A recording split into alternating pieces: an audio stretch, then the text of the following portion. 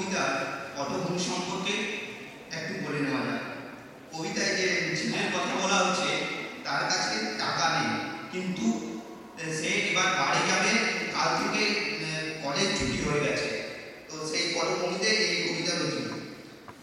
কাল আমাদের পুজোর ছুটি, কাল আমাদের পুজোর ছুটি, মলয়টাকায় বিকেলের 5:30 বাসে চলে গেল। সূর্যটা ওঠার আগেই অশোক চলে গেল। 5:05 উত্তরবঙ্গ এক্সপ্রেস।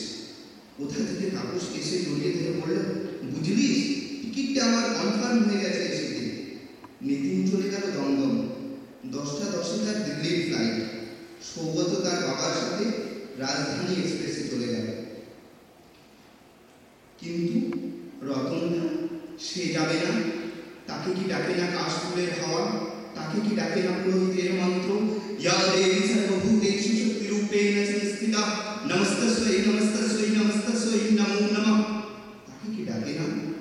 তাকে কি ডাকে না মাতাল করা ঢাকের বোল? সবাই যেন তার অপেক্ষায়, কিন্তু সে যাবে না। পুরুলিয়ার কোন এক গ্রামে তার বাড়ি।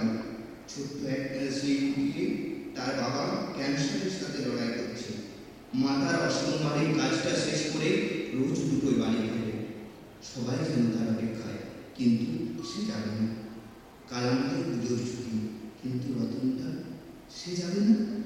চোখ তার ছলছল করে, হৃদয় কেঁপে ওঠে। মনে তার হাজার স্বপ্ন দিক দিগন্ত বেয়ে, কিন্তু সে যে গরিবের ছেলে।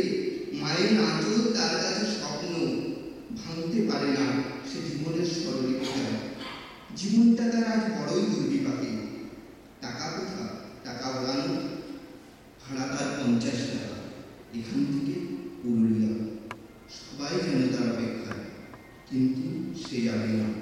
ভাড়া তার 50 টাকা, এখান থেকে